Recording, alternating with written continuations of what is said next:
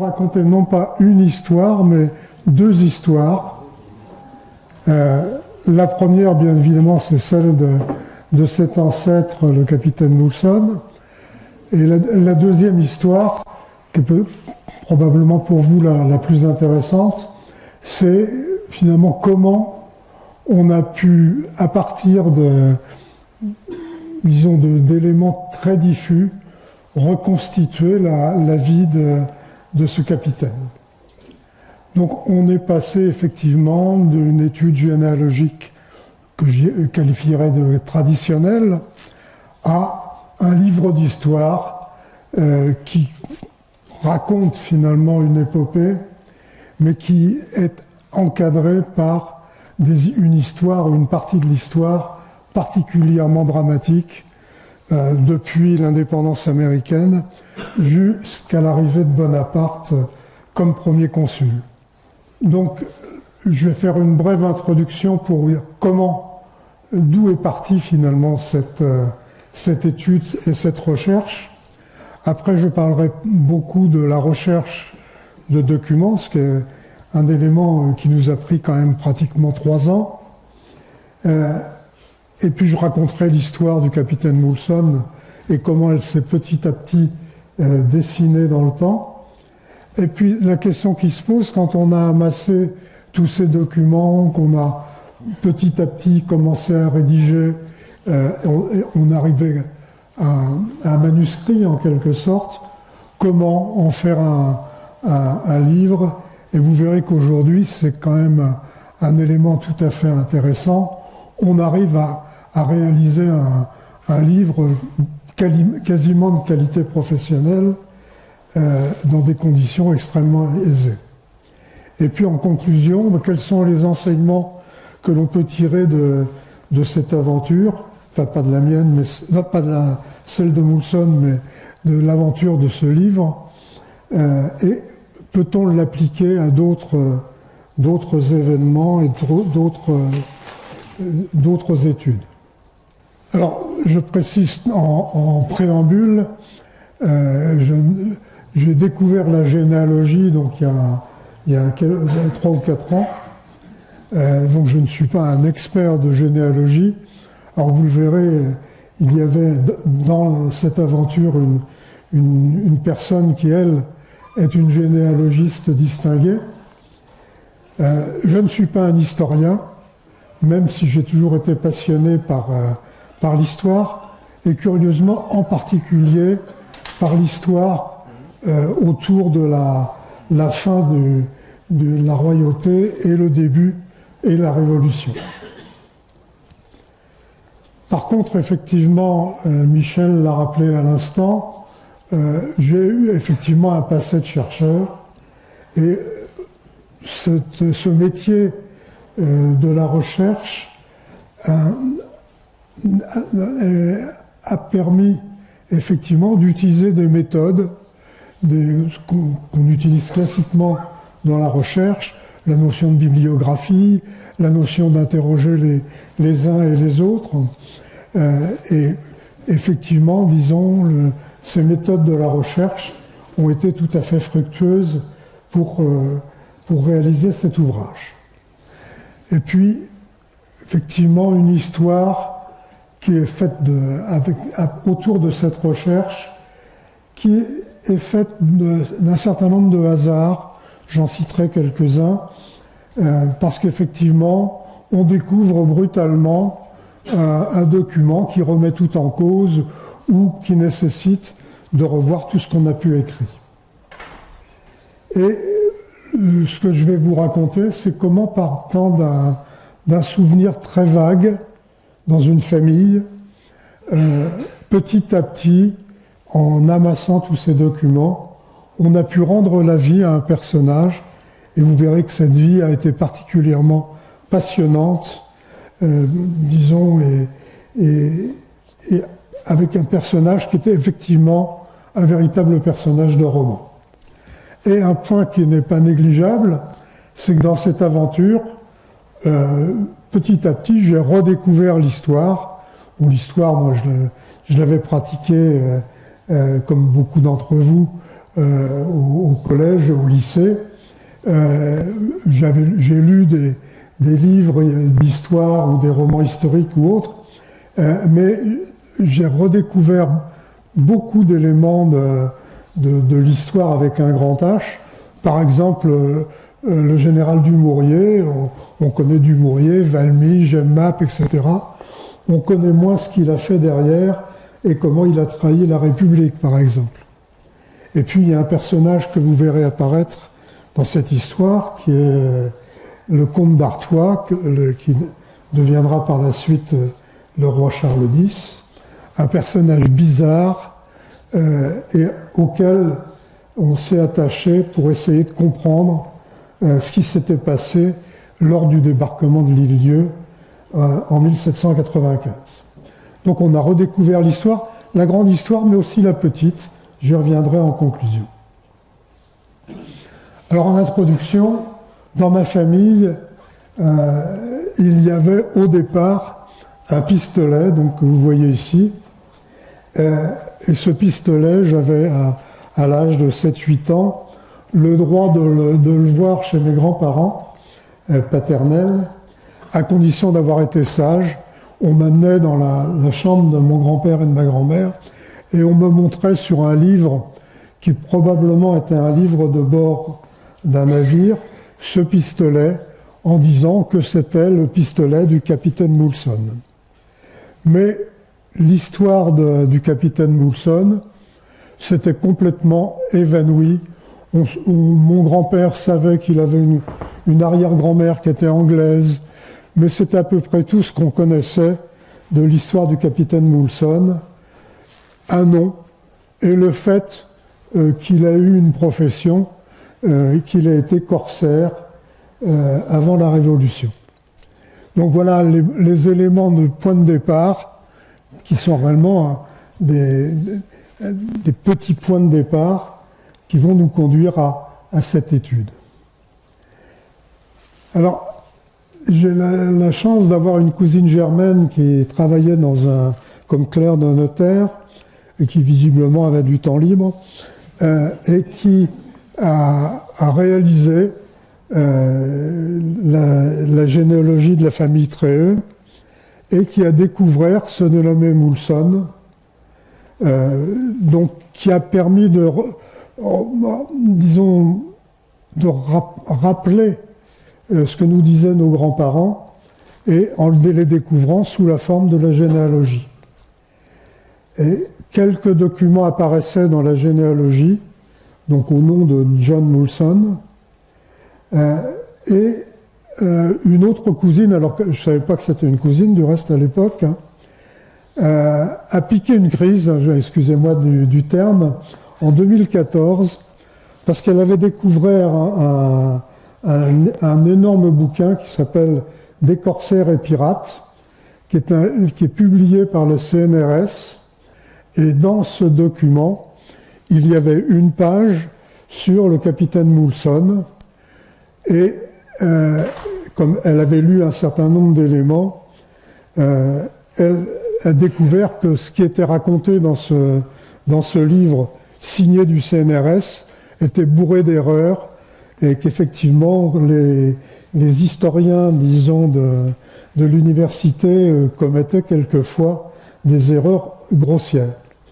Et donc, c'est cette rencontre entre Viviane, disons Brigitte Gaillard, donc cette cousine éloignée en fait, et puis cet événement du dictionnaire des corsaires et pirates qui nous a réunis tous les trois, et nous avons décidé de lancer ce défi, d'essayer de retrouver le maximum de choses sur John Moulson. Alors cette recherche, le travail effectivement de Viviane Pestrimo, donc ma cousine germaine, a été énorme puisqu'elle avait plus de 6000 noms dans les généalogies de la famille Tréheux. Et la base, disons, de son travail se retrouve, disons, dans Généanet. Du reste, vous tapez John Moulson sur Google, c'est en général son travail de généalogie qui apparaît en premier. Alors, c'est plus tout à fait vrai maintenant, puisqu'en fait, j'ai rédigé un article dans Wikipédia sur John Moulson, qui maintenant arrive en premier quand on tape son nom sur Google. Mais ça veut dire que ce travail de référence de Viviane Pestrino a été réellement très très important, puisque elle amasse une grande quantité d'informations dès le départ. Et sur Geneanet, donc qui est un des grands sites généalogiques, au moins en France, finalement, un certain nombre de descendants de Moulson se sont retrouvés. Alors j'en ai cité quelques-uns, Gwenaëlle Touraine, donc Brigitte Gaillard, c'est celle qui a piqué une crise en 2014, et puis Anne-Marie Moulson, qui est une autre cousine éloignée. Et ces gens-là avaient des informations assez disparates sur le dénommé Moulson, mais petit à petit, on a pu ramasser un grand nombre de noms, et on le verra par la suite, d'abord parce que le nom Moulson a eu plusieurs variantes. Alors déjà, en passant de l'Angleterre à l'Amérique, il y a un T qui a été rajouté. Le nom d'origine est Moulson, M-O-U-L-S-O-N, et on a rajouté, quand ils sont passés aux États-Unis, les scribes notaient phonétiquement finalement les noms des arrivants, et donc ils ont été affublés d'un T, mais le nom d'origine de la famille est Moulson avec seulement M-O-U-L-S-O-N.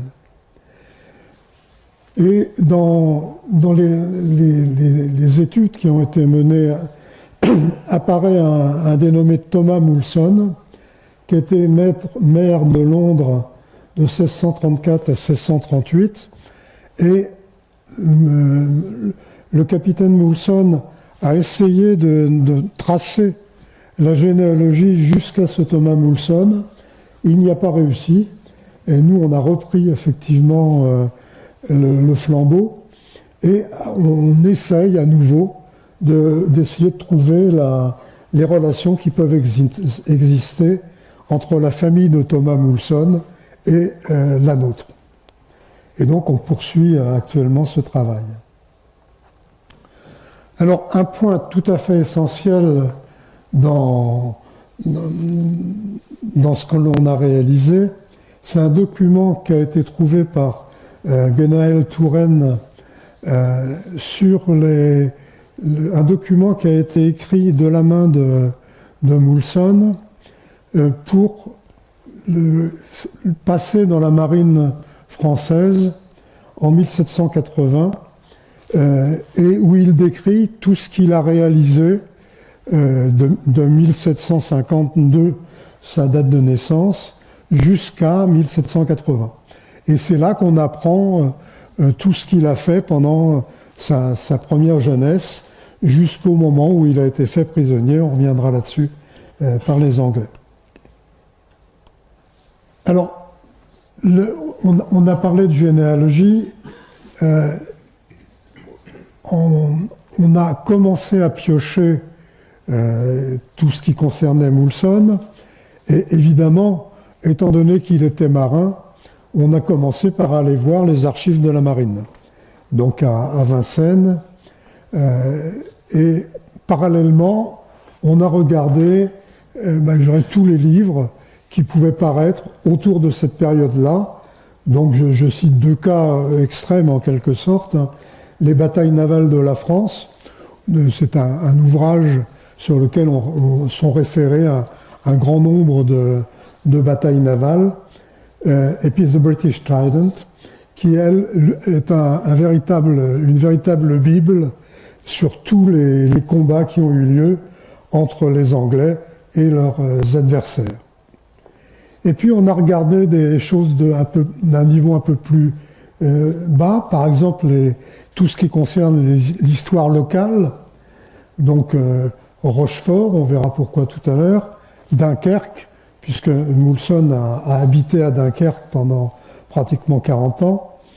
Et à titre d'exemple, on est tombé sur la revue de Saintonge et d'Aunis, qui raconte une histoire fantastique autour du comte d'Artois, et où Moulson a joué un rôle tout à fait important. Et puis on a été chercher des livres autour, bien sûr, des événements qui nous intéressaient. Par exemple, je citais ici La Myrlite en Touille, qui est un livre qui est intéressant pour la région, disons, briochine, puisque c'est un livre sur l'arrivée des Anglais et des émigrés en Bretagne vers 1792.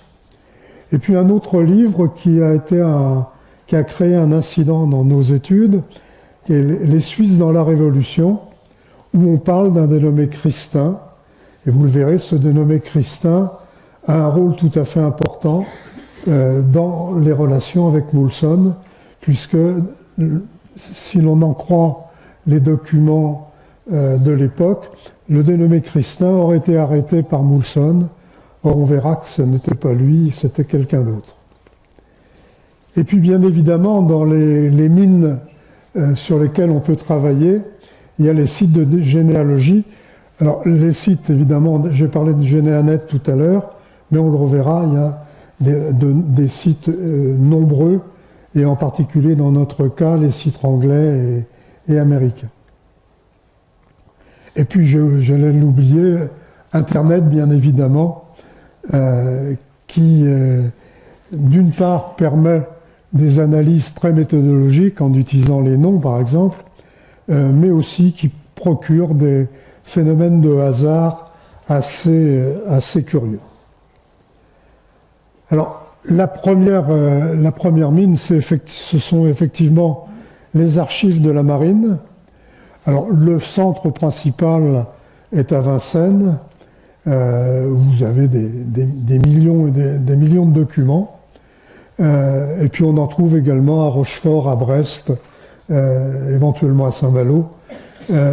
Et les documents essentiels sur lesquels on s'est appuyé, c'est d'une part les documents qui sont les références personnelles de chacun des marins, donc le fichier BB4, et dans ce fichier BB4, vous tapez John Moulson et vous allez trouver la liste de tous les documents qui concernent John Moulson, et il suffit après d'aller aux archives et effectivement d'aller trier un par un les documents, les photocopier, etc.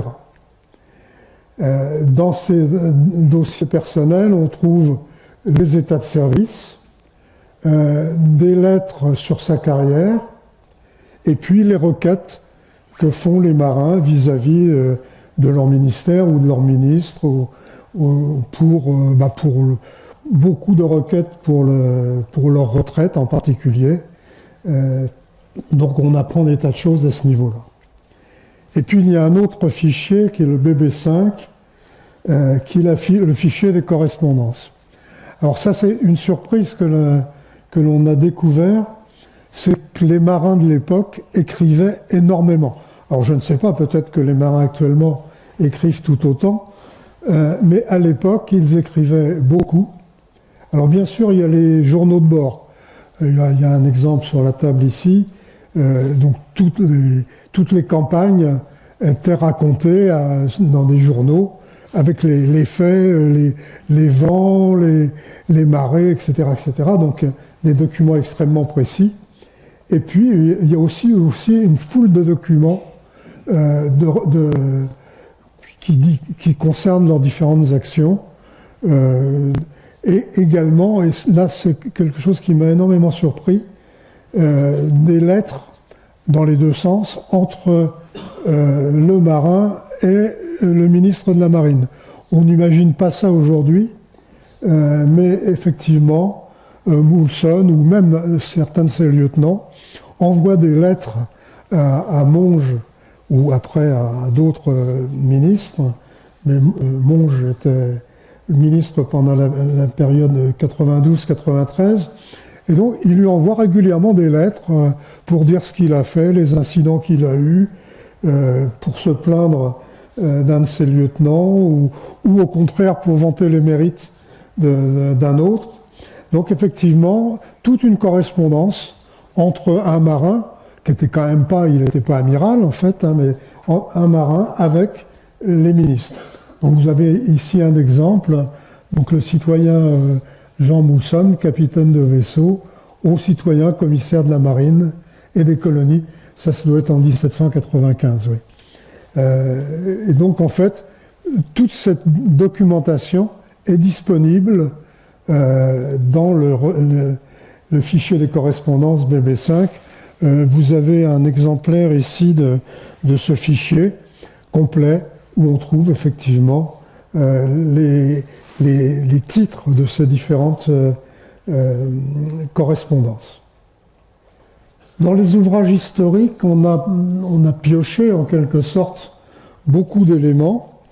Alors, il y a un ouvrage fondamental qui est le Moniteur, qui est surtout pendant la période révolutionnaire, dans lequel étaient notés pratiquement tous les événements qui se passaient, toutes les discussions du comité de salut public, etc. Et donc le Moniteur est un ouvrage de référence et des organismes comme Google ont numérisé tous ces documents. Ça paraît surprenant.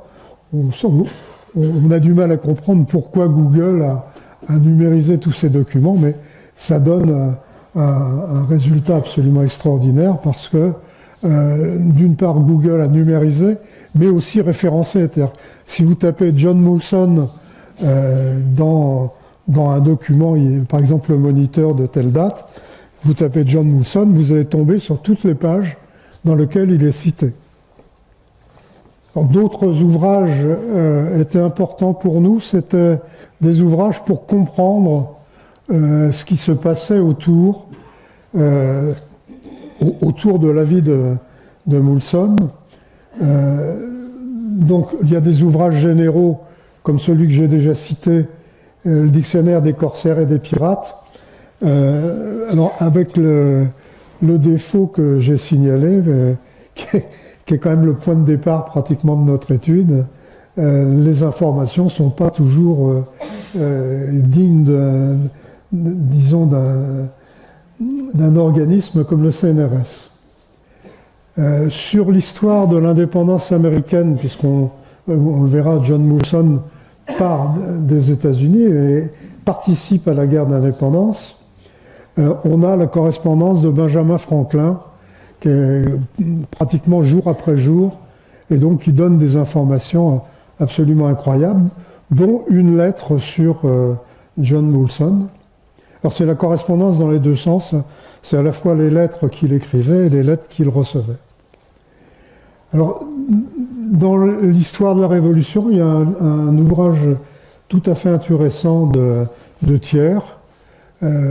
Thiers a écrit 7 ou 8 volumes sur la Révolution, dont on a utilisé un passage qui est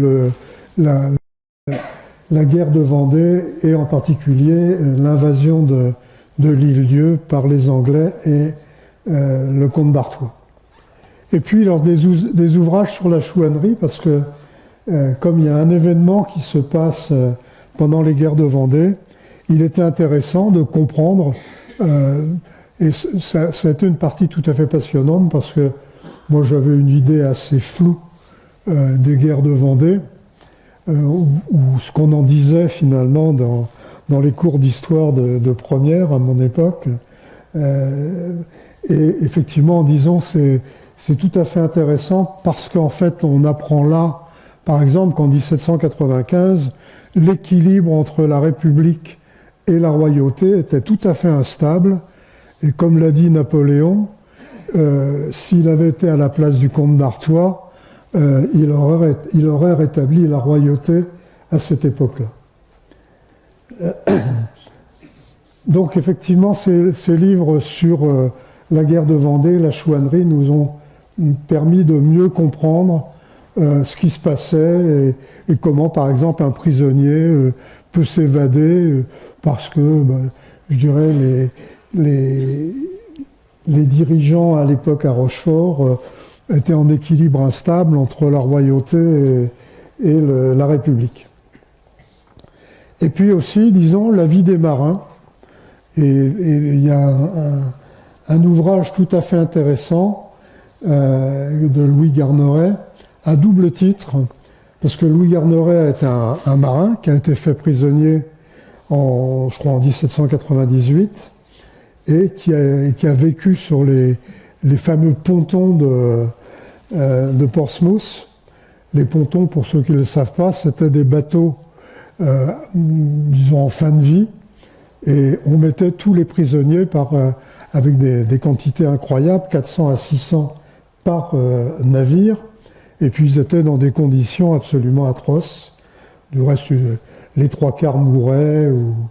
Et Louis Garneret a vécu 5 ans sur les pontons, et lui, pour vivre, disons, peignait des peintures, soit des pontons, soit même, disons, de la vie maritime en général.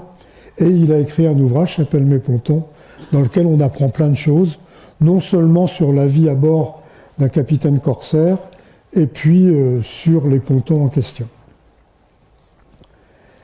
On a aussi consulté des ouvrages qui se rapportaient au fait qu'on avait découvert. Alors, les archives locales, par exemple les archives de l'Île-Dieu, et puis les essais historiques, je les ai déjà cités tout à l'heure, mais ce livre qui est sur la table là-bas, Suisse hors de Suisse, qui tourne autour de Madame de Staël, nous a appris énormément de choses sur les allers-retours entre Madame de Staël, entre la République et la royauté, et puis effectivement ce personnage christin assez curieux. Alors, bien évidemment, on a eu recours aux sites de généalogie. Alors d'abord, les sites de généalogie, ils sont nombreux et payants. Il n'y a pas de site gratuit pratiquement. Donc effectivement, à chaque fois, il faut repayer. Donc au bout d'un certain temps, ça fait un budget qui est assez élevé. En France, il est certain que Généanet est probablement celui qui est le plus intéressant. Et puis, je vais te citer Family Search, alors qu'il est bien connu parce que c'est le site des Mormons. Alors, on peut dire tout ce qu'on veut des Mormons, mais je dirais que leur site a un très très gros intérêt parce qu'il offre des systèmes de recherche assez performants, et surtout parce qu'il est valable aussi bien pour la Grande-Bretagne, pour les États-Unis et les autres pays. Donc ces sites en général offrent des systèmes de recherche quelquefois assez pointus, des données bibliographiques, on y trouve des actes de naissance, de baptême, de mariage, de décès, et puis des documents, puisque quand vous participez à ces sites de généalogie, on vous demande, si vous êtes d'accord, de publier des documents que vous auriez trouvés et qui apporteraient une information complémentaire à la personne que vous avez recherchée. Alors, il faut noter, disons, pour ce qui concerne les Côtes d'Armor, le siège de Family Search à Saint-Brieuc, où on a non seulement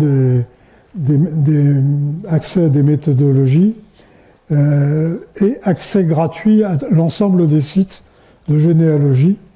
Donc ça permet effectivement, avant de payer, de faire un test, et puis si le site apparaît tout à fait intéressant, on peut y aller. Et puis il y a aussi le centre généalogique des Côtes d'Armor. Alors j'avoue que j'y ai pas été, mais tous les gens qui ont cherché, en particulier dans les Côtes d'Armor, ont trouvé énormément de choses.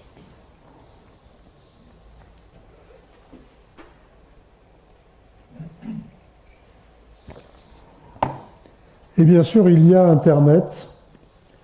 qui a été quand même, disons, très rapidement un élément essentiel dans la base de nos recherches. Donc il suffit de taper John Moulson et on accède à tout un ensemble de documents.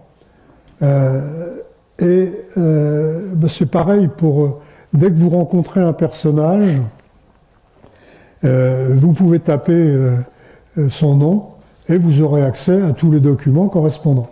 Alors j'ai cité un cas particulier qui illustre bien la période révolutionnaire, le général Miranda, donc qui est un Vénézuélien de mémoire, qui a été colonel dans l'armée espagnole, et puis il est arrivé en 91 en France, il a rencontré Brissot et les Girondins, il est devenu copain avec eux, et il a été bombardé général dans l'armée de Dumouriez. Et l'intérêt de dénommer Miranda, quand je tapais son nom sur Internet, c'est que lui aussi a gardé en mémoire toutes les lettres qu'il avait écrites et qu'on lui avait écrites. Et dans ces lettres, effectivement, on va retrouver des lettres de John Moulson, où on va retrouver des lettres concernant les événements auxquels il a été mêlé, et en particulier, disons, une aventure qu'il a eue avec un de ses lieutenants, le dénommé Castagnier, sur lequel on reviendra tout à l'heure. Alors, je l'ai déjà dit tout à l'heure, mais Google et la BNF ont fait un travail absolument colossal pour la numérisation des livres et l'indexation. Et effectivement, disons, un certain nombre de nos documents sont issus de ces deux organismes. Alors, il y en a d'autres. Il y a quelques universités américaines sur lesquelles on a l'équivalent, mais réellement, c'est Google et la BNF qui qu'on a le plus utilisé. Alors, il y a aussi des délibérations qui étaient prises. Alors, pour la plupart, du reste, on les retrouve dans le moniteur. Et donc, par exemple, les délibérations du comité de salut public. Bon, le comité de salut public, je vous le rappelle, c'était quelque chose qui préparait pratiquement toutes les décisions prises pendant la période révolutionnaire. Et donc, c'est un organisme d'information permanent. Et puis, dans Internet, il y a des hasards. Vous tapez un nom et ça vous emmène ailleurs et vous naviguez, entre guillemets, sur Internet. Et puis vous allez trouver des choses auxquelles vous ne vous attendiez pas. Je donnerai un exemple tout à l'heure. Alors, un point important, on trouve énormément de documents et c'est beaucoup plus difficile de retrouver des images. On retrouve effectivement par exemple les navires, on retrouve quelques navires, mais en nombre relativement réduit par rapport au nombre total des flottes en présence. C'est pareil pour les portraits. On trouve beaucoup plus de portraits après disons le début du 19e siècle, mais dans cette période-là, on en trouve relativement peu, bien évidemment, à part les portraits des gens célèbres comme Monge, Dumouriez, etc. Et alors, il y a une raison à ça, probablement, c'est que c'est beaucoup plus difficile d'indexer des portraits ou des navires que d'indexer des documents. Alors, est-ce qu'il y a une méthode pour naviguer sur Internet et trouver des documents? Alors, il y a une méthode simple qui vient tout de suite à l'esprit, c'est taper des noms. Alors, on prend des noms d'individus. Là, j'ai cité quelques noms qui apparaissent dans l'histoire. Moulson, bien sûr. Mais quand vous vous intéressez à Moulson, vous allez vous apercevoir très vite qu'il y a des dérivés dans les documents. Alors, d'abord, Moulson santé, puisque son nom de famille, c'était Moulson. Et donc, il faut à la fois taper Moulson, mais aussi Moulson. mais on trouve aussi des Moulson avec M-O-W. Donc effectivement, l'orthographe des noms n'était pas aussi claire et aussi simple qu'aujourd'hui, et donc il faut essayer des variantes. Alors dans les sites de généalogie, ces variantes existent. On vous propose d'aller chercher des noms avec des variantes. Mais dans Google, ce n'est pas le cas. Donc là, j'ai cité quelques noms, en particulier effectivement Castagnier, qu'on reverra tout à l'heure. David, qui a été en gros le parrain à Dunkerque de Moulson. Et puis Christin, qui est un personnage particulièrement curieux, dont je parlerai tout à l'heure. Et puis le deuxième élément sont les lieux. Alors les villes, évidemment, comme Ostende.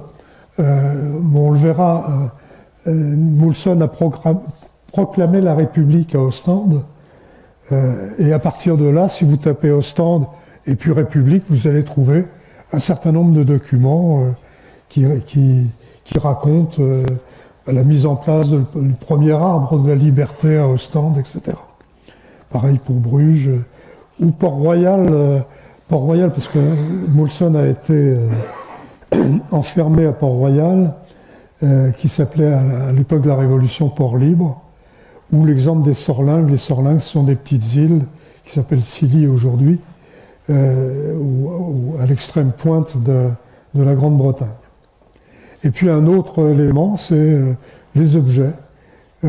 Par exemple, évidemment, les noms de bateaux. C'est ainsi, alors j'ai cité l'Ariel.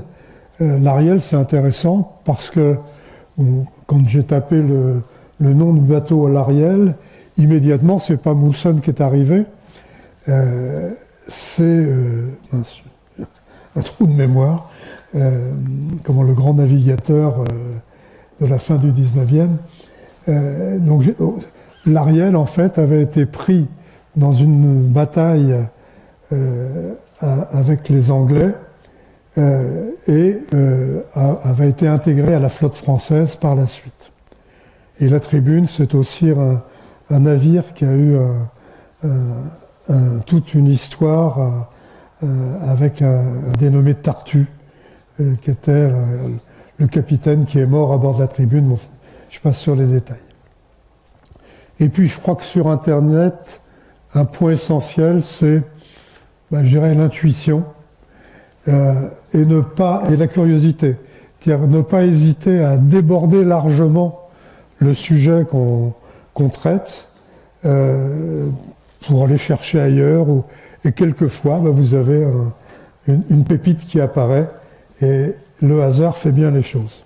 Alors, je vais vous citer un cas, parce qu'il y en a d'autres. Dans un document généalogique, il est parlé d'une lettre que le commodore Moulson, commandant à Dunkerque, au temps de Louis XVI, un veuf en fait, a écrit le 26 janvier 1788 à sa cousine Mary Ashburner. Donc, cette lettre, pour nous, est un cas intéressant parce que on a dans toute la documentation qu'on a trouvée des lettres qui sont avant tout celles de marins, qui décrit des combats, qui décrit les difficultés, etc., etc. Mais on n'a pas de lettres réellement personnelles. Et donc cette lettre-là avait une importance tout à fait fondamentale. Donc on a commencé à chercher, donc avec les noms Moulson, Ashburner. Donc tout ça a été sollicité. On a trouvé effectivement le blason de la famille Ashburner, dans lequel est inclus le blason de la famille Moulson. C'est là qu'on a entendu parler pour la première fois du dénommé Thomas Moulson, maire de Londres, en 1634. Mais on n'a rien trouvé réellement sérieusement sur la lettre elle-même. Et ça n'est qu'un peu plus tard, en retournant, en disant il n'y a pas de doute, ça serait quand même pas mal de trouver cette lettre, on est tombé alors par un biais, un site d'océanographie, enfin, un procédé tout à fait curieux. On est tombé sur ce document, un document tout à fait curieux, qui raconte en fait comment la personne qui a écrit ce document a réussi à récupérer non seulement la lettre de Moulson à sa cousine Ashburner, mais il a aussi récupéré un portrait de Moulson qu'il décrit. Alors on ne sait pas où est le portrait aujourd'hui, bien sûr, mais on a la description qu'il fait de Moulson. Donc on sait par exemple qu'il était de taille moyenne, qu'il avait les yeux bleus, qu'il avait un port élégant, etc. Et donc ce document a été fondamental parce que dans cette lettre, on a énormément d'informations sur sa vie, sur ses enfants, sur la manière dont il jouait avec ses enfants en les prenant sur les genoux, le fait que dans la marine royale à l'époque, puisque ça date de 1788, dans la marine royale, il fallait être noble pour être officier. Et donc Moulson, pour se faire admettre comme officier dans la marine royale, et surtout que ses enfants puissent être officiers, a essayé de montrer qu'il faisait partie d'une famille noble en Angleterre, et il a essayé, avec Mary Ashburner, de trouver les liaisons qu'il pouvait y avoir avec le dénommé Thomas Moulson, dont j'ai parlé à l'instant. Donc on a des informations nombreuses, on a des descriptions du portrait, on a les descriptions aussi de son épée qui avait été récupérée. Donc ça a été réellement pour nous un élément tout à fait essentiel, et surtout que c'est arrivé 2 jours avant qu'on expédie notre ouvrage à l'impression. Et donc il a fallu rapidement revoir complètement le texte pour intégrer cette lettre dans plusieurs parties du reste de l'ouvrage. Alors maintenant, j'ai parlé un peu de notre quête et de notre recherche. Je vais vous raconter brièvement l'histoire du commandant Moulson. Alors, John Moulson est né en 1752 à Urbana. Alors, Urbana, c'est intéressant, c'est une toute petite ville dans le golfe de Virginie, qui est restée pratiquement dans l'état où elle était à cette époque. Ces villes, il en existe 3 ou 4 aux États-Unis, comme Salem, Virginia City ou autres, ou Urbana, où ils ont conservé pratiquement les monuments dans l'état et où on raconte même la vie locale. Donc son grand-père, Richard Moulson, Santé, était anglais et protestant. Alors là aussi, on a découvert que beaucoup des émigrants anglais à l'époque, vers les années 1750 à 1781, étaient partis d'Angleterre, souvent pour des raisons liées au protestantisme et au presbytarisme qui étaient pourchassés par un certain nombre d'éléments.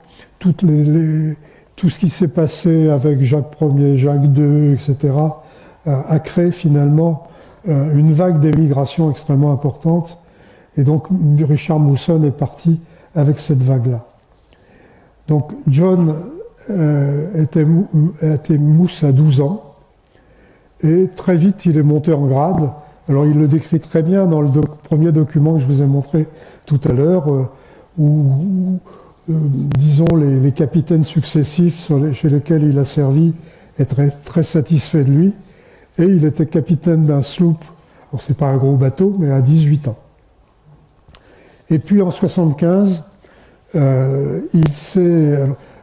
l'Amérique était en quelque sorte coupée en deux. Il y avait les gens qui étaient fidèles au royaume d'Angleterre, et puis les insurgents.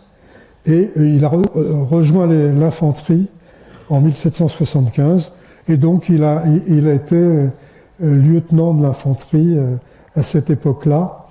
Et très vite, 2 ans après, on lui a confié un bateau corsaire en 1777.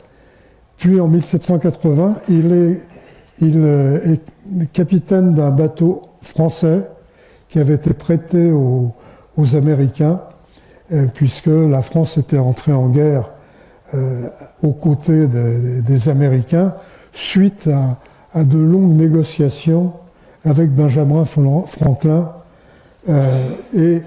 Là aussi, c'est un élément qu'on connaît relativement peu. On connaît Lafayette ou Rochambeau, mais on ne sait pas tellement que la grande victoire de Yorktown, qui a, disons, permis l'indépendance américaine, a été remportée en particulier parce que la flotte française avait complètement bloqué le golfe de Virginie et empêché les Anglais de venir porter des secours contre l'armée de Washington. Donc effectivement, la flotte française a joué un rôle tout à fait fondamental dans l'indépendance américaine, de même que l'armée du reste avec Lafayette et Rochambeau. Donc en 1780, John commandait le Royal Louis et il est fait prisonnier par un bateau qui était beaucoup plus gros que lui. On a par contre des images de ce bateau. Et comme tous les capitaines de navires, il est envoyé prisonnier à Portsmouth et avec un régime qui était assez sympathique, c'était le prisonnier sur parole. C'est-à-dire que les prisonniers en question avaient le droit de se promener dans disons plusieurs kilomètres autour de l'endroit où ils étaient prisonniers et pouvaient même travailler. Beaucoup donnaient des cours de français, de musique ou autre. Et probablement avec la complicité il parlait évidemment bien anglais, et probablement avec un certain nombre de complicités, il réussit à s'échapper et rejoint Dunkerque en 1780. Et là, à Dunkerque, très vite, il n'avait plus de papier en fait quand il arrive à Dunkerque, et donc il a le témoignage de 3 capitaines américains qui décrivent en fait ce qu'il avait fait pendant la période précédente. Et de cette manière-là, il est tout de suite admis comme corsaire à Dunkerque. Alors d'abord sous les ordres d'un dénommé Luc Ryan, qui est très connu en Irlande, et qui était quelqu'un qui a subi des supplices absolument affreux de la part des Anglais, mis dans une cage de fer, trempé dans la Tamise, etc. Donc tout ça, on apprend ça effectivement en mettant Luc Ryan sur Internet. On va avoir la description de ces supplices. Mais le dénommé Luc Ryan était à la frontière entre corsaires et pirates. Et puis, John va prendre le commandement de 3 navires successivement, d'un dénommé Louis Coppens, qui était un armateur dunkerquois, qui a armé plus d'une vingtaine de bateaux, en particulier lors de la guerre d'indépendance américaine, puisqu'effectivement, les corsaires français ont participé énormément à la bataille d'Amérique.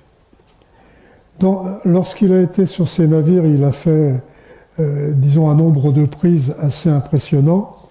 Alors, la première s'appelait la Sylphide, c'était un petit bateau, mais la Victoire était déjà un navire beaucoup plus gros. Il a fait 46 prises, une victoire navale dramatique, puisque dans cette victoire, il a pris un boulet qui lui a arraché la moitié de la jambe droite, et il a eu de graves blessures et a dû s'arrêter à l'hôpital de Brest pendant 6 mois avant de reprendre la mer sur un bateau qui s'appelait la Sophie, sur laquelle, là aussi, il a fait des prises en nombre incalculable, Mais il a eu deux aventures assez intéressantes qui, je dirais, montrent l'atmosphère qui régnait à cette époque autour des corsaires. Sur un bateau, enfin sur la Sophie, il a raisonné un bateau qui naviguait sous pavillon danois, qui était en fait un bateau anglais, mais qui était originaire d'une île que les Français venaient d'intégrer. Donc de fait, le bateau n'était plus anglais et le Conseil des prises a refusé la prise en question et condamné Moulson et son armateur aux dépens et à rendre bien sûr tout ce qu'ils avaient pris comme prise. Donc c'est les règles de... Parce qu'on confond souvent corsaires et pirates. Autant les pirates n'avaient aucune règle, ni foi ni loi, autant les corsaires avaient des règles extrêmement encadrées. Et effectivement, disons, le Conseil des prises était un élément. À chaque fois qu'il revenait dans un port, il devait aller voir le Conseil des prises et on faisait l'inventaire du bateau et sa vente. Et après, effectivement, le bateau étant vendu, les corsaires touchaient, disons, les royalties correspondantes, sachant qu'une partie allait à l'entrepreneur. Alors, une petite anecdote, souvent les marins étaient payés en piles d'or. Je dirais, on mesurait en pieds le nombre de pièces, d'où l'expression prendre son pied, parce que les marins, évidemment, ils se dépêchaient d'aller dans les bordels locaux pour dépenser leur pied d'or. Et une autre aventure qui est arrivée à Moulson, qui aurait dû lui valoir un mois de prison, c'est le fait qu'il avait oublié de prendre un chirurgien à bord de la Sophie. Et de ce fait-là, il a été condamné, le texte est ici, il a été condamné logiquement à un mois de prison. Et le roi Louis XVI demande qu'on l'emmène dans les geôles de Dunkerque pendant un mois. En fait, il n'y a pas été. Alors, un élément aussi que j'ai découvert, en fait, c'est que les corsaires avaient souvent des grades dans la marine. Et Moulson était à la fois en parallèle corsaire pour Louis Coppens, et en parallèle, il avait un grade dans la marine, alors d'abord sous-lieutenant, puis lieutenant de frégate, puis lieutenant de vaisseau. Et de ce fait-là, il était intégrable dans la marine à tout moment.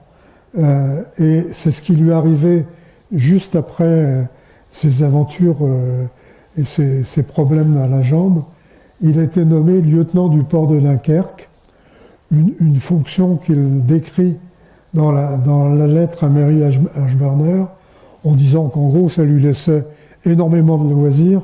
La preuve, c'est que pendant cette période-là, il a passé 3 semaines en Angleterre à essayer de chercher, à mener des recherches généalogiques pour trouver l'origine de sa famille. Donc, c'est à cette occasion qu'il a écrit cette lettre à Mary Ashburner. Il a perdu sa première épouse, qui avait 21 ans. On ne sait pas de quoi il l'a perdu, la lettre est peu précise là-dessus, mais il décrit son cauchemar, en fait, d'avoir une femme qui est morte dans les souffrances telles qu'on pouvait les imaginer à l'époque. Et effectivement, disons, la manière dont il se console avec ses 2 enfants. Mais peu de temps après, en 89, il se remarie et devient, à ce moment-là, abandonne la course en quelque sorte, pour devenir un marin de la République française. Il est d'abord envoyé en Angleterre comme espion. Alors, les relations étaient curieuses entre l'Angleterre et la France à ce moment-là. Il y avait des espions réciproques qui étaient les gens qui faisaient de la contrebande entre Dunkerque, Furnes en Belgique, et puis de l'autre côté de la Manche. Et on apportait des cigares, du tabac, du café, du chocolat. Et il y avait un trafic intense. Et en même temps, ces gens-là servaient d'espions aux Français et servaient aussi d'espions aux Anglais. Et donc, l'espionnage que Moulson a fait en Angleterre, c'est simplement pour vérifier un certain nombre de faits sur l'armement des bateaux anglais. Et puis on l'a aussi envoyé en Suède, sous un prétexte de ramener du goudron, où il a été faire une mission d'espionnage sur la marine suédoise. Alors, à partir de là, on entre réellement dans l'histoire avec un grand H, puisque Moulson va participer activement à l'invasion de la Belgique par Dumouriez. Alors, je vous rappelle, Dumouriez, on connaît surtout Valmy et Jemmapes. Vous avez un petit dessin où on voit la loterie nationale. Ça prouve bien que Dumouriez est toujours connu comme le vainqueur de Valmy. Et on a totalement oublié le fait qu'il avait trahi la République 2 ans après. Donc effectivement, Dumouriez, après Valmy et Jemmapes, a pénétré en Belgique et est tombé devant un os qui était Anvers, au fond de l'Escaut. Vous avez la carte ici, en fait. Oui, l'Escaut, pour ceux qui ne connaissent pas, c'est quand même un bras de mer extrêmement grand, et avec plein de sable.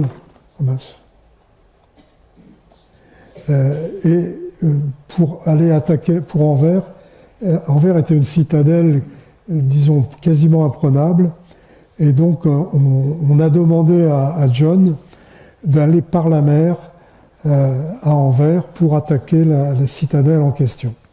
Alors, en passant, il est passé par Ostende, et là, à Ostende, il a été accueilli à bras ouverts, et il a proclamé la République d'Ostende.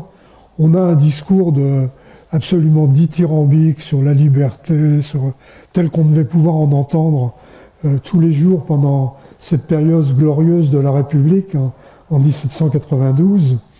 Le peuple belge, qui était sous domination autrichienne, était très heureux de voir arriver les Français qui ont été réellement accueillis à bras ouverts. Ça a bien changé par la suite. Donc d'Ostende, il a remonté l'Escaut, où là, un de ses bateaux s'est envasé et il a fallu le sauver. Et puis à Anvers, il est arrivé, accueilli par des canons en nombre incroyable, mais accueilli en fanfare en quelque sorte, parce que Anvers venait d'être conquis par le général Miranda que j'ai cité tout à l'heure. Et dans toutes ces péripéties, on a des échanges permanents de lettres. Donc on sait tout ce que fait Moulson et les réponses de Monge. Et donc on peut le suivre pratiquement jour après jour dans sa remontée de l'Escaut, ses ennuis avec un bateau qui s'appelait le Fanfaron, etc. Et puis cette affaire de la Belgique s'est mal terminée. Et Dumouriez est passé à l'ennemi, ainsi que le général Marassé qui l'accompagnait. Et donc ça a été la débandade, la débâcle. Et Moulson a dû sacrifier ses 2 bateaux principaux et revenir par les canaux jusqu'à Bruges, où là il a été arraisonné par les habitants de Bruges. Donc une retraite pas très glorieuse. Alors pendant tout cet épisode de l'ESCO, il y a eu un individu qui était un lieutenant de Moulson, qui était chargé d'un petit bateau, disons, une canonnade. Et alors, curieusement, il avait exactement le même âge que Moulson, le même parcours, il avait été aussi corsaire chez Coppens, mais il se retrouvait comme enseigne, alors le terme exact c'est enseigne non entretenue, c'est-à-dire que c'est même pas un lieutenant, et il se retrouvait sous les ordres de Moulson. D'où finalement une jalousie incroyable, et il n'en fait qu'à sa tête pendant la campagne de l'ESCO. D'abord, il abandonne la division de Moulson qui était empêtrée avec le fanfaron qui s'était embourbé. Il le laisse tomber, il part en avant. Il écrit à Monge une lettre où il dit pique-pendre de Moulson, et il écrit à Moulson une lettre qui est vraiment assez incroyable, où il lui dit qu'il lui fait perdre son temps, qu'il détruit la mission qui lui a été confiée, etc., etc. Bon, le résultat, c'est que Dumouriez et Monge vont le tancer, et même demande à Moulson de le destituer. Et à ce moment-là, Moulson va plaider sa cause pour garder ce marin qui, somme toute, est quand même valeureux. Mais quelque temps après, Castanier se retrouve en même temps que Moulson au comité de salut public à Paris, et il le dénonce au comité de salut public, d'une part en disant qu'il est anglais. Alors bien sûr, les Anglais, c'était les ennemis naturels, qu'il serait un ami Dumouriez et de Marassé. Alors effectivement, ces deux personnages viennent de trahir, et le fait d'avoir été sous leurs ordres est considéré comme étant de ses amis. Et puis, il y a eu une affaire à la ville d'Anvers où Moulson a empêché les marins, ses propres marins, de détruire une partie de l'hôtel de ville d'Anvers où il y avait eu des cris anti-français. Et donc cette affaire a été utilisée par Castanier pour,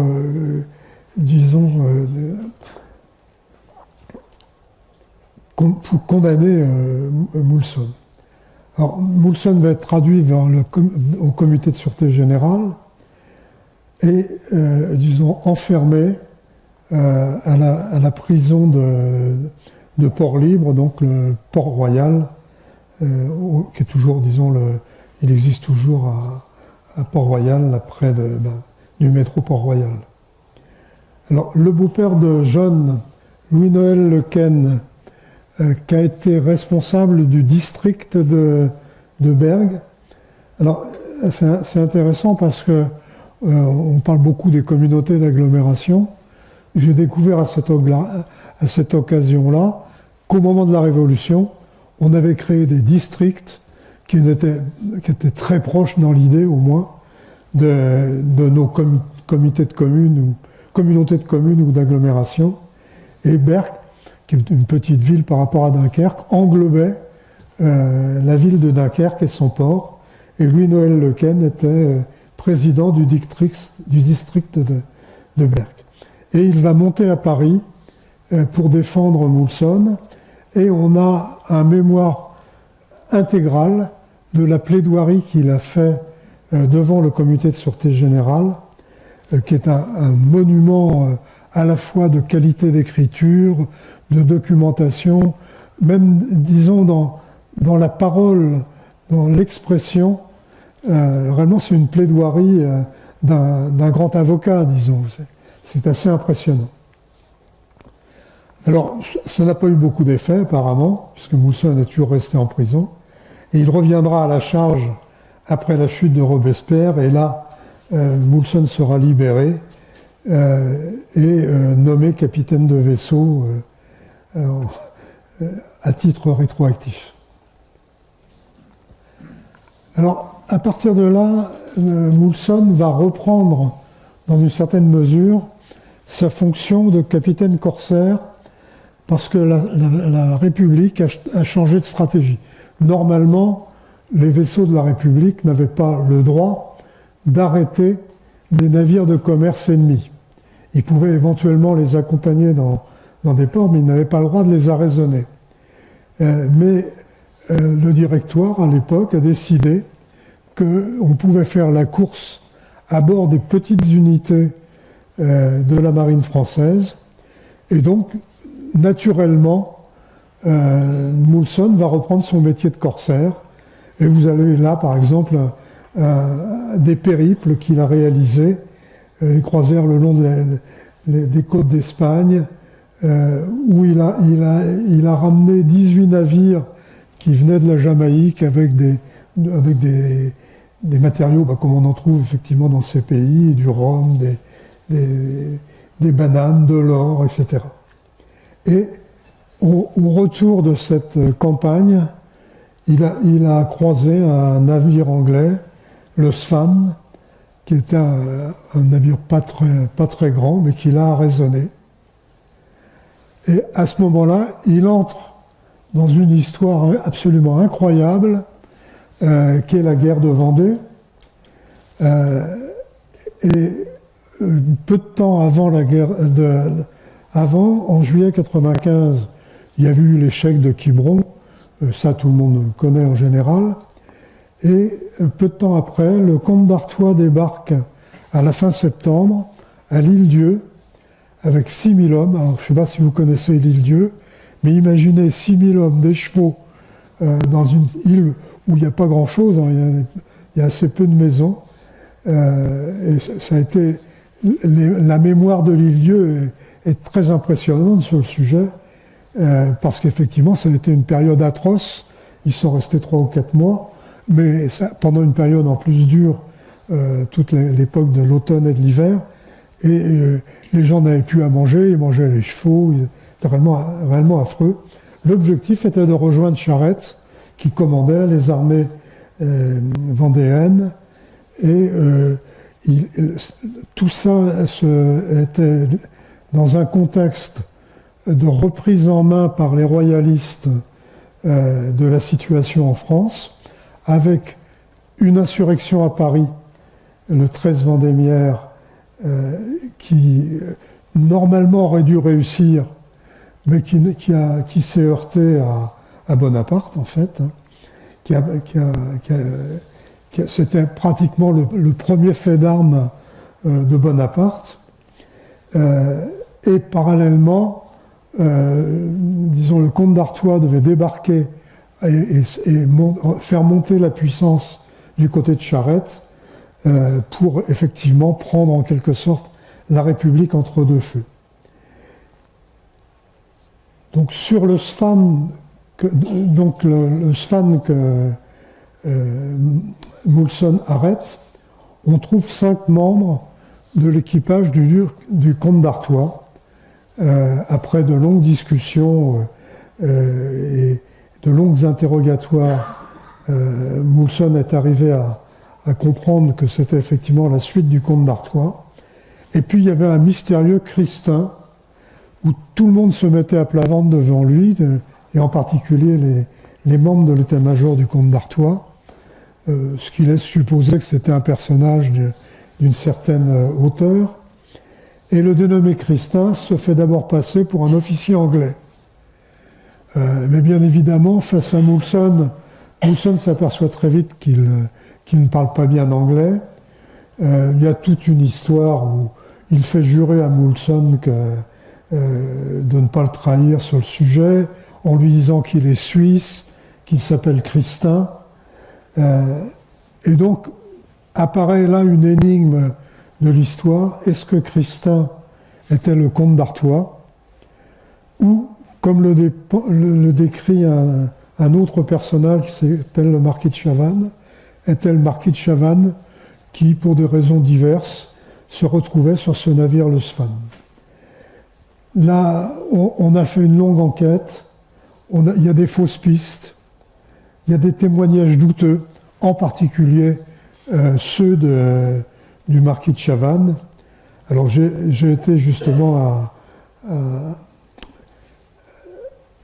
rue Soufflot pour potasser les mémoires du marquis de Chavannes. Il y en a à peu près 6 volumes et il y a une description qui est à la fois d'une précision extrême, donc on pourrait dire il n'a pas pu inventer tout ça, mais d'autre part, en fait, on se demande pourquoi tous les gens se mettraient à plat ventre devant lui. Bon, il y a réellement des doutes, et ça reste une énigme. Il y a un certain nombre d'historiens qui étaient plutôt favorables au comte d'Artois, qui ont effectivement essayé de dire qu'il avait été prisonnier, ce qui évitait de... Parce qu'il y a une période pendant laquelle il n'a rien fait à l'île-Dieu, apparemment. Donc ils ont essayé de le dédouaner. Donc il y a réellement des falsifications de documents. Donc là, il y a réellement une énigme tout à fait intéressante. Donc on essaiera d'aborder dans la version 4 ou la version 5 du bouquin. Ensuite, il y a à la tête d'une escadre avec un vaisseau et 3 frégates. Alors, Moulson s'est battu contre une armada anglaise. Et c'est une bataille navale qui est réellement célébrée. C'est pas Trafalgar, mais presque. Quand on voit le nombre de récits anglais sur cette bataille, le nombre de peintures, là pour une fois, on a des documents, des images avec un grand nombre de peintures. Donc ça a été un combat acharné, près de 10 heures de lutte sur le bateau de Moulson. Il a été à nouveau prisonnier, mais il a aussi été à nouveau blessé à la jambe droite. Et toute la division a été prise.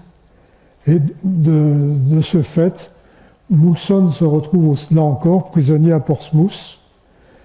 Alors, dans un premier temps, il était probablement prisonnier sur parole, comme la plupart des officiers français. Mais il y a eu une rébellion d'officiers français qui a été décrite par Talleyrand. On retrouve ça dans les mémoires de Talleyrand, je ne me rappelle plus très bien pourquoi. Donc ces officiers français se sont révoltés, ont essayé de s'échapper, et de ce fait-là, tous les officiers français se sont retrouvés sur les pontons. Et l'épouse de Moulson décrit au ministre de l'époque les conditions effroyables dans lesquelles vit son mari. En 1798, il est renvoyé en France. Alors, la notion entre l'Angleterre et la France, il y avait un organisme qui se chargeait des échanges de prisonniers. Et donc, il est renvoyé prisonnier sur parole en France, à condition, premièrement, qu'il ne combatte pas les Anglais, qu'il se rende une fois par semaine à un endroit précis à Dunkerque, etc. Donc il est bloqué pendant 2 ans à Dunkerque, et il sera réellement échangé 2 ans après, en 1800, et promu au début 1800 comme vice-amiral. Mais comme nombre de marins, il a dénoncé le consulat de Bonaparte. Alors là, ça montre aussi une rivalité entre l'armée de terre et la marine à cette époque. La plupart des marins ont refusé la prédominance de Bonaparte. Du reste, les ministres de la marine de l'époque, Truguet, etc., ont été vidés. Donc il y avait réellement... La marine a lutté contre le consulat de Bonaparte, et donc Moulson a été mis d'office à la retraite en 1800, alors qu'il venait d'être promu. À ce moment-là, il reprend la course, et au bout d'1 an, il se retrouve capitaine d'un navire négrier, et au large du Sénégal, il finit mal, probablement, pour ceux qui connaissent le climat au large de la Casamance en particulier, Il est mort probablement des suites de ses blessures. Il a été évidemment mis à la mer. Et puis son bateau est revenu au Sénégal, mais il n'y avait plus un seul marin français. Il ne restait plus que des Noirs à bord du bateau. Et donc on a mis 3 ans à obtenir son acte de décès. Et pendant ce temps-là, sa veuve ne recevait aucune pension.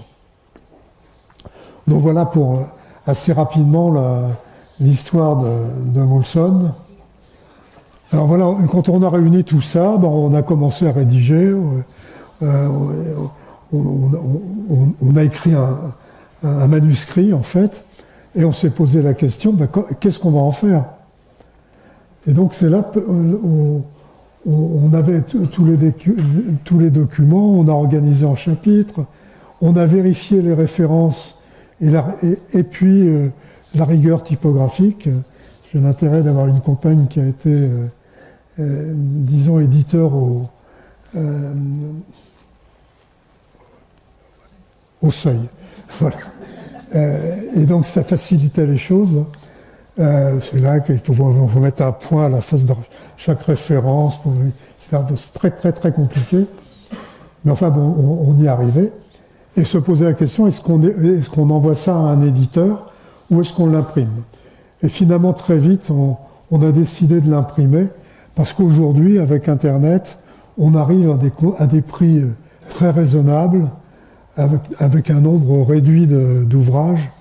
Un bouquin comme celui qui est là, disons, ça coûte en gros 16 € pour 50 exemplaires, pour un livre en couleur, en papier glacé, et pour 280 pages, je crois.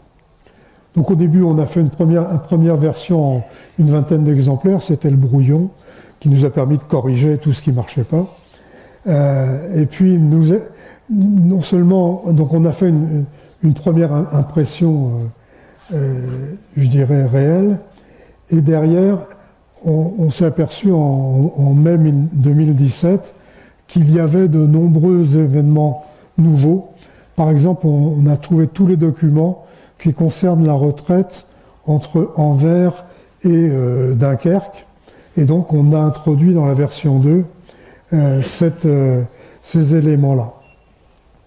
Et puis on a encore eu des documents, et dans la version 3, qui est la dernière, on a introduit en particulier cette question sur le dénommé Christin, et est-ce que c'est Charles X, est-ce que c'est le marquis de Chavannes, et on le saura peut-être pour la version 4, puisqu'on continue à travailler sur cet épisode Christin.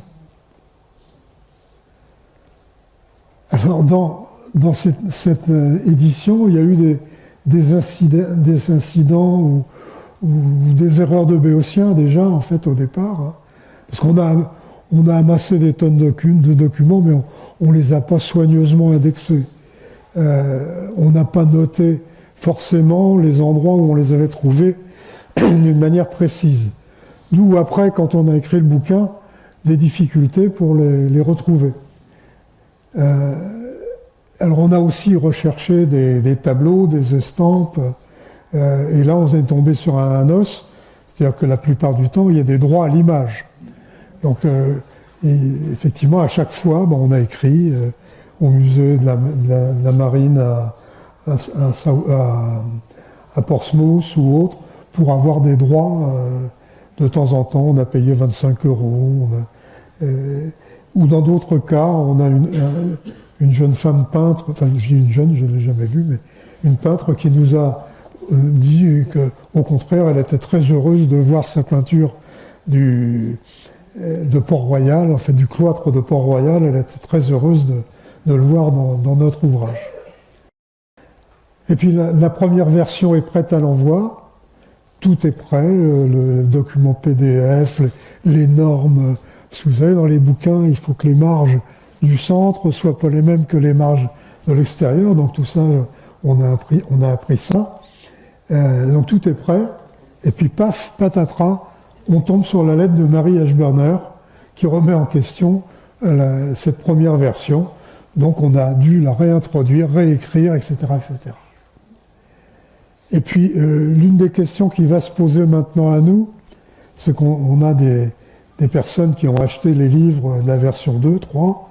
Il va falloir maintenant pouvoir leur donner la suite au fur et à mesure de l'évolution de notre recherche. Alors les conclusions qu'on peut tirer de cette recherche, en fait, alors il y a quand même des découvertes.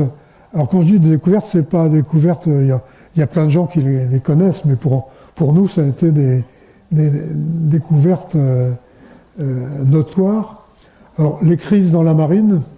Alors la marine royale avait fait quasiment jeu égal sous Louis XIV avec les Anglais, mais avec la période Louis XV, elle était tombée assez bas, et il y a eu un effort quand même important sous Louis XVI pour remonter la marine, mais il y avait un manque cruel d'officiers, et ce manque cruel s'est alourdi en quelque sorte pendant la Révolution, puisque pratiquement tous les officiers étaient aristocrates, et sont tous partis en 1792, et donc la marine a été complètement asséchée pendant cette période-là.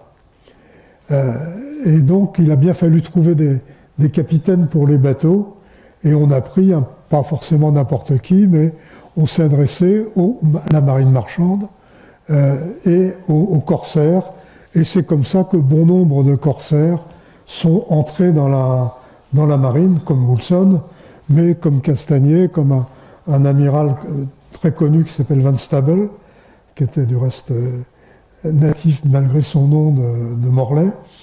Donc effectivement, il y a beaucoup d'officiers de marine qui ont été intégrés avec des promotions extrêmement rapides, puisque Moulson, finalement, en 3 ou 4 ans, est passé de capitaine de frégate à capitaine de division et vice-amiral.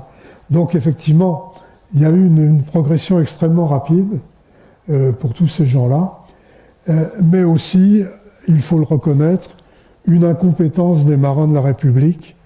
Moulson s'en plaint en particulier dans la triste aventure de la fin avant.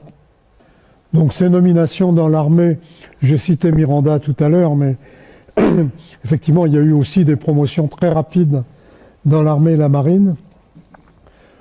Toute cette invasion de la Belgique et de la Hollande, puisque Dumouriez a été pratiquement tout près de gagner Amsterdam, et a été peu, disons, décrite dans l'histoire, au moins celle qu'on enseigne aux jeunes, et puis surtout les revers qui ont suivi et la fuite pour sortir de la Belgique et de la Hollande,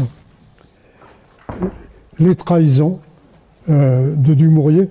En fait, Dumouriez a essayé de faire ce que Bonaparte fera le 18 Brumaire. Il a essayé de lever ses troupes pour marcher sur Paris, mais ses troupes ne l'ont pas suivi, contrairement à celles de Bonaparte. Alors, cet élément important que j'ai cité tout à l'heure, l'équilibre instable en 1995 entre royalistes et républicains, l'expédition de l'île-Dieu qui est pratiquement jamais enseignée, jamais traitée dans l'histoire. Alors, il y a une autre énorme expédition dont Moulson était en quelque sorte l'estafette, puisque quand il s'est fait prendre à la fin de sa carrière, et il allait prendre rendez-vous avec des républicains irlandais, et Hoche avait prévu l'invasion de l'Irlande. Alors, il y a eu une opération énorme, puisqu'il y a eu 25 000 hommes qui sont partis de Brest en 1796, et ça a été un fiasco. Alors, partir en décembre ou janvier de 1996, vous imaginez les tempêtes, pratiquement l'escadre a été complètement dispersée, un certain nombre de bâtiments ont coulé. Donc ça a été un fiasco absolument retentissant, dont on parle, à vrai dire, assez peu souvent dans les livres d'histoire. Et puis cette résistance au premier consul dans la marine. Alors, on a fait également des découvertes par centaines sur la vie à l'époque. Alors, les règles drastiques de la course, j'en ai déjà parlé tout à l'heure. Un point qui nous a surpris, c'est la vitesse et disons la rapidité des échanges entre les monges ou les ministres qui étaient à Paris et les troupes qui étaient en Belgique ou ailleurs. Souvent, il y avait 2 à 3 jours entre une lettre et sa réponse. Donc, on n'était pas encore au message d'Internet, mais ça allait quand même extrêmement rapide. C'était extrêmement rapide. Et puis, un autre élément qui est apparu, j'en ai cité tout à l'heure, l'organisation territoriale en districts. Et un élément amusant, mon ancêtre, John Moulson, a habité au 350 rue Jean-Jacques Rousseau, à Paris. Alors, quand j'ai vu ça, la rue Jean-Jacques Rousseau, je savais à peu près où c'était. J'ai regardé la carte, c'est une toute petite rue. Évidemment, le 350, il n'y en a pas. Ben, tout simplement, c'est qu'en fait, les numéros étaient des numéros par district. Et effectivement, disons, on donnait des numéros en fonction d'événements. Et donc, ça n'avait... Le 350, ça ne voulait rien dire. C'était comme ça, en fait. C'était réellement très, très curieux. Alors, curieusement, en se promenant à Venise très récemment, je me suis aperçu que c'était à peu près la même chose. Vous avez dans certains quartiers jusqu'à 3500 numéros. Donc, ça doit être aussi difficile de s'y retrouver. Et puis les emprisonnements sous la terreur, ça a été aussi Alors, on était emprisonné pour n'importe quoi. Il suffisait qu'un voisin vous dénonce d'être l'ami de qui que ce soit et vous passiez au tribunal. Alors inversement, et ça a aussi été une surprise, là ici vous avez une image donc, du cloître de Port-Royal pendant la terreur. Donc c'est ce tableau que j'ai cité tout à l'heure. En fait, à Port-Royal, c'était la bonne vie. Il y avait des concerts, il y avait des soirées de lecture. Alors les gens attendaient éventuellement de passer devant le tribunal et de se faire couper la tête. Mais en attendant, on faisait des repas. Alors il y avait aussi quelque chose d'intéressant, c'est que les riches payaient pour les pauvres. C'est-à-dire que si on faisait un repas, tout le monde pouvait participer. Il y avait que les riches qui payaient. Mais c'était finalement à la bonne franquette et pas du tout, disons, une terreur au sens où on pourrait l'en prendre à l'époque. Alors, une question, ce type de démarche, finalement, alors, effectivement, on est tombé sur un os à ronger qui était intéressant. Est-ce que c'est reproductible? Alors d'abord, il faut reconnaître que dès qu'on s'adresse à quelqu'un qui a eu une vie dans l'armée ou dans la marine, alors bien sûr à un certain niveau, c'est beaucoup plus facile à retrouver des textes, ne serait-ce qu'en allant à Vincennes. Il y a une autre possibilité, donc c'est une maison. Vous habitez une maison qui est relativement ancienne, ben vous pouvez essayer de vous documenter sur ce qui s'est passé dans cette maison. Et donc ma conjointe, elle, a fait l'histoire du presbytère de Goménec et des différents recteurs qui s'y trouvaient jusqu'à la Révolution. Il y a aussi une ville, on peut partir d'un élément pour une ville. Michel Urien, qui animera la table ronde, a fait un document tout à fait passionnant sur la guerre de 70 vue de Lannion. La guerre de 14-18 ou de 40, on en parle tout le temps. Celle de 70, on en parle assez peu. Et je dirais que c'est un témoignage tout à fait intéressant. Donc, il y a un nouveau métier, en quelque sorte, que permet aujourd'hui en grande partie Internet, c'est d'être un détective de l'histoire, en quelque sorte. C'est accessible à tous, il suffit d'être assez curieux, et puis ça permet aussi de redécouvrir l'histoire. Bien, je vous remercie de votre attention.